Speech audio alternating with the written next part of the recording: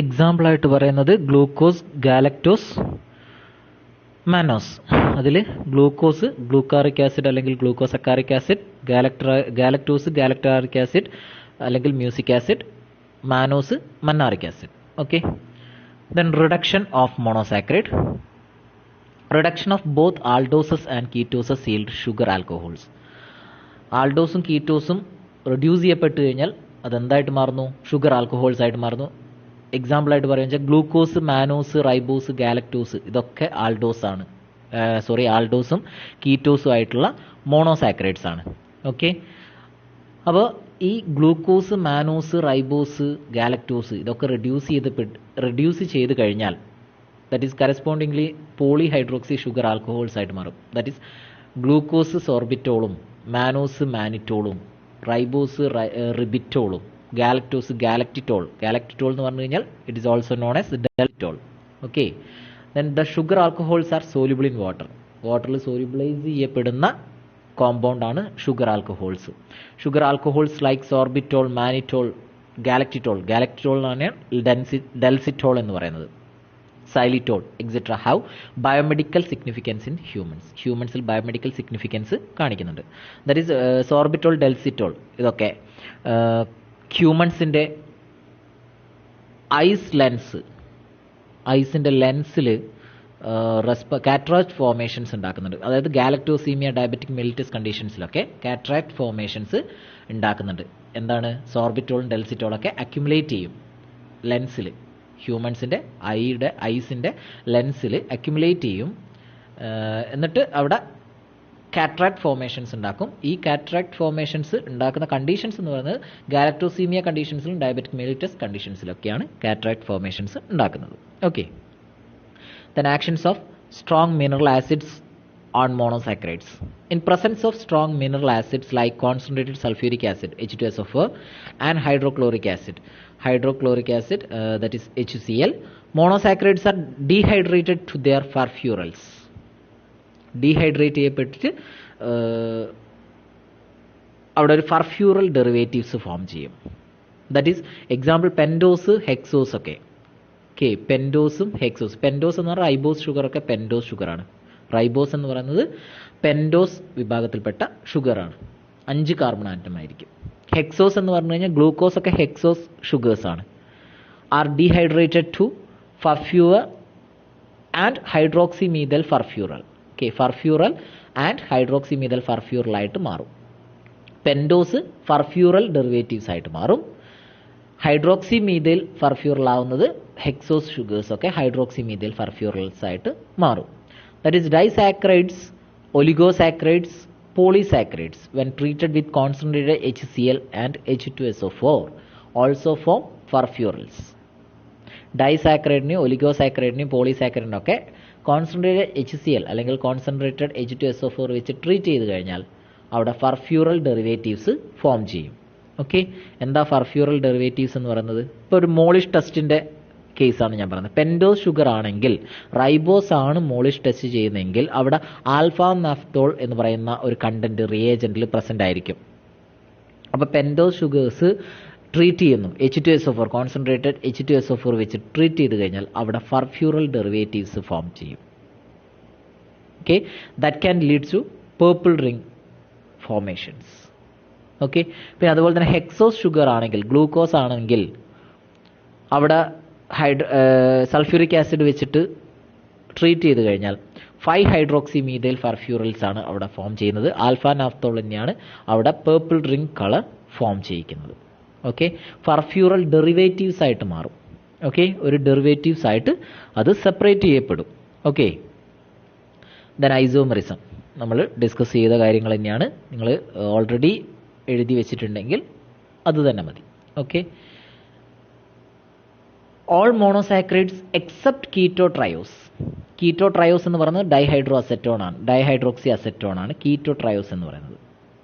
Have 1 or more asymmetric or chiral carbon atoms. എന്താണ് asymmetric അല്ലെങ്കിൽ chiral carbon atom എന്ന് പറഞ്ഞു കഴിഞ്ഞാൽ a carbon atom is said to be chiral or asymmetric carbon atom when 4 different atoms or chemical groups attached to it.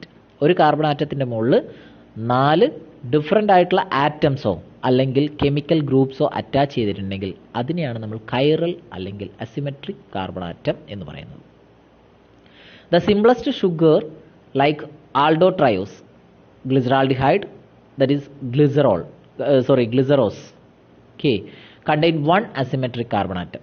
Simplest sugar ആയിട്ടുള്ള aldose, that is glyceraldehyde അല്ലെങ്കിൽ glycerose, അതിൽ ഒരു asymmetric carbon ആറ്റമാണ് present ആയിട്ടുള്ളത്. വേറെസ് ആൾഡോടെട്രോസിന് example എറിത്രോസ്. Pentose എന്ന് പറഞ്ഞു കഴിഞ്ഞാൽ റൈബോസും xylose ഒക്കെ. Hexose എന്ന് പറഞ്ഞാൽ ഗ്ലൂക്കോസ് ഗാലക്ടോസ് ഒക്കെ. ഹെപ്റ്റോസ് എന്ന് പറഞ്ഞു കഴിഞ്ഞാൽ മാനോ ഹെപ്റ്റോസ് ഒക്കെയാണ്. Okay, contain 2, 3, 4, 5 asymmetric carbon atoms respectively.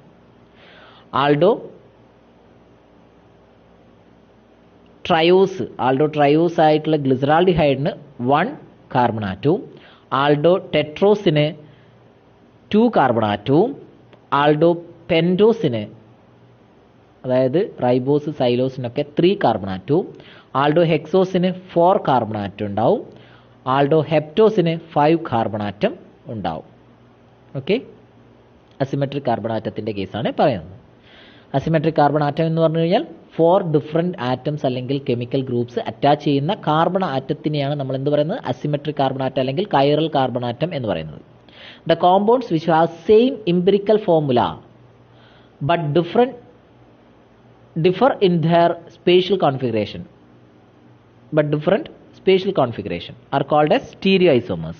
Okay, compounds same structural formula അല്ലെങ്കിൽ empirical formula, different spatial configuration, ഇതൊക്കെയാണെങ്കിൽ അതിനെയാണ് നമ്മൾ എന്ത് പറയുന്നത്? സ്റ്റീരിയോ ഐസോമേഴ്സ് എന്ന് പറയുന്നത്. whereas optical isomers are optically active ആയിരിക്കും. ഒപ്റ്റിക്കലി ആക്റ്റീവ്, അതായത് പ്ലെയിൻ പോളറൈസ്ഡ് ലൈറ്റ് വെച്ചിട്ട് ആക്ടിവേറ്റ് ചെയ്യപ്പെടുന്ന ഐസോമേഴ്സിനെയാണ് നമ്മൾ ഒപ്റ്റിക്കൽ ഐസോമേഴ്സ് എന്ന് പറയുന്നത്. Okay, the stereo isomers include D and L isomers and epimers. Stereo ഐസോമേഴ്സിൽ എന്തൊക്കെയുണ്ട്? ഡി ആൻഡ് എൽ ഐസോമേഴ്സ് ഉണ്ടാവും, എപ്പിമേഴ്സ് ഉണ്ടാവും.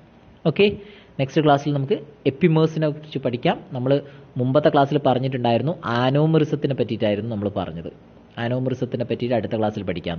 അതിനിടയ്ക്കാണ് നോട്ട്സിൻ്റെ ഒരു പ്രശ്നവും കാര്യങ്ങളൊക്കെ വന്ന്, അതുകൊണ്ടാണ് ഞാൻ എന്ത് ചെയ്തത്, നോട്ട്സ് പുതുതായിട്ട് നിങ്ങൾക്ക് വേണ്ടിയിട്ട് ഇൻസേർട്ട് ചെയ്യുന്ന നോട്ട്സുകളാണ്. ഓക്കെ, അതായത് കുറച്ച് പോയിൻറ്റ്സ് എക്സ്ട്രാ പോയിൻറ്റ്സും കൂടി വെച്ചിട്ട് പ്രിപ്പയർ ചെയ്തിരിക്കുന്ന ഒരു പവർ പോയിൻറ്റ് പ്രസൻറ്റേഷൻസാണ് ഇപ്പോൾ നിങ്ങൾ കേട്ടുകൊണ്ടിരിക്കുന്നത്. ഓക്കെ, അപ്പോൾ അതിൻ്റെ കാര്യങ്ങൾ നിങ്ങൾക്ക് ഡീറ്റെയിൽഡ് ആയിട്ട് നെക്സ്റ്റ് ക്ലാസ്സിൽ നമ്മൾ ഇതേപോലെ തന്നെ ഈ നോട്ട്സ് നിങ്ങൾ ഓക്കെ ആണോ എന്നുള്ളത് എൻ്റെ അടുത്ത് പറയാം. ഓക്കെ, ഇത് ഏറ്റവും ലീസ്റ്റായിട്ട് നിങ്ങൾക്ക് ഏറ്റവും കൂടുതൽ മനസ്സിലാക്കാൻ പറ്റുന്ന രീതിയിൽ ഡിഫറെൻറ്റ് ടെക്സ്റ്റ് ബുക്ക് റെഫർ ചെയ്തിട്ടാണ് ഞാൻ ഈ നോട്ട്സ് ഉണ്ടാക്കിയിരിക്കുന്നത്. ഓക്കെ, മോണോസാക്രൈഡ്സിനെ പറ്റിയിട്ടുള്ള നോട്ട്സാണ്. General properties, monosaccharide taste, solubility, പിന്നെ അതേപോലെ റെഡ്യൂസിങ് പ്രോപ്പർട്ടി, ഓക്സിഡേഷൻ, പിന്നെ അതേപോലെ തന്നെ റിഡക്ഷൻ, പിന്നെ സ്ട്രോങ് മിനറൽ ആസിഡ്സ് കൊണ്ട് മോണോസാക്രൈഡ്സിന് എന്താണ് സംഭവിക്കുന്നത്, അതിവിടെ എന്താ സംഭവിക്കുന്നത്, ഫർഫ്യൂറൽ ഡെറിവേറ്റീവ്സ് ഉണ്ടാവുന്ന ആ ഒരു കണ്ടീഷൻ, ദെൻ ഐസോമറിസ് എന്താണെന്നുള്ളത്. ഇത്ര വരെയാണ് നമ്മൾ പറഞ്ഞുകൊണ്ടിരുന്നത്. ഇനി അടുത്ത ക്ലാസ്സിൽ ഇതിൻ്റെ കണ്ടിന്യൂവേഷൻ ആയിട്ടായിരിക്കും ഉണ്ടാവുക. ഓക്കെ, അപ്പോൾ ഇത്രയും കാര്യങ്ങൾ നിങ്ങൾ നോട്ട്സ് ഓൾറെഡി എഴുതിയിട്ടുണ്ടെങ്കിൽ വായിച്ച് നോക്കുക. ഇത്രയും ഭാഗങ്ങൾ വായിച്ച് നോക്കുക. നോട്ട്സ് നിങ്ങൾ ഓൾറെഡി എഴുതി കഴിഞ്ഞു എങ്കിൽ അവിടെ വിട്ടേക്കുക. എന്തെങ്കിലും എക്സ്ട്രാ പോയിൻറ്റ്സ് ചേർക്കണം, അതായത് നിങ്ങൾ എഴുതിയ നോട്ട്സ് ഒന്ന് വായിച്ച് നോക്കുക. അതിൽ ഇല്ലാത്ത പോയിൻറ്റ്സ് ഈ ഒരു പവർ പോയിന്റിൽ കാണുന്നുണ്ടെങ്കിൽ ആ ഒരു പോയിൻറ്റ്സ് നിങ്ങൾ ആഡ് ചെയ്യാം. ഓക്കെ, ഐസോമറിസം ഒക്കെ എന്തായാലും നിങ്ങൾ എഴുതുന്നത് നല്ലതായിരിക്കും. ഓക്കെ, ഐസോമറിസം ഒക്കെ നിങ്ങൾ, പിന്നെ അതേപോലെ തന്നെ ഈ പ്രോപ്പർട്ടീസ് എന്ന് പറഞ്ഞിട്ട് ഞാൻ പറഞ്ഞിരിക്കുന്നത് ജനറൽ പ്രോപ്പർട്ടീസ്, അതൊക്കെ നിങ്ങൾ എന്തായാലും എഴുതുന്നത് നല്ലതായിരിക്കും. ഓക്കെ, അപ്പോൾ എന്തായാലും നോട്ട്സൊക്കെ എഴുതിയെടുക്കുക. ഇനി ഇതേപോലെ ആയിരിക്കും ക്ലാസ് ഉണ്ടാവുക. ഈ ക്ലാസ് ഓക്കെ അല്ലേ എന്ന് നിങ്ങളെല്ലാവരും ഒന്ന് കൺഫേം ചെയ്യുക. അതിനുശേഷം എനിക്ക് റിപ്ലൈ തരിക. ഓക്കെ, ഇതേപോലെ തന്നെയായിരിക്കും ക്ലാസ്സുകൾ ഉണ്ടാവുക. ഇതിലെന്തെങ്കിലും മാറ്റം വരുത്തണം എന്നുണ്ടെങ്കിൽ നിങ്ങൾ പറയുക. നിങ്ങളെന്തായാലും ആസ് ഏർലി ആസ് പോസിബിൾ നിങ്ങൾ കോളേജിലെത്താനുള്ള സാധ്യതകളൊക്കെ കണ്ടുവരുന്നുണ്ട്. അപ്പോൾ അങ്ങനെ ആണെങ്കിൽ നമുക്ക് നേരിട്ട് ക്ലാസ്സിൽ നിന്ന് നല്ല രീതിയിൽ ക്ലാസ്സുകൾ കണ്ടക്ട് ചെയ്യാം. ഓക്കെ, ഓൺലൈൻ സിസ്റ്റത്തിൽ നിന്ന് വിട പറഞ്ഞിട്ട് നമുക്ക് ഡയറക്റ്റ് ഓഫ്ലൈൻ സിസ്റ്റത്തിലേക്ക് വരാൻ പെട്ടെന്ന് തന്നെ സാധിക്കട്ടെ. അങ്ങനെയാണെന്ന് വെച്ചാൽ നമുക്ക് കൂടുതലായിട്ട് ബോർഡൊക്കെ യൂസ് ചെയ്തിട്ട് നല്ല രീതിയിൽ ആക്സസ് ചെയ്തിട്ട് നമുക്ക് പഠിക്കാൻ പറ്റും. ഓക്കെ, അപ്പോൾ എന്തായാലും എല്ലാവർക്കും all the best. Thank you.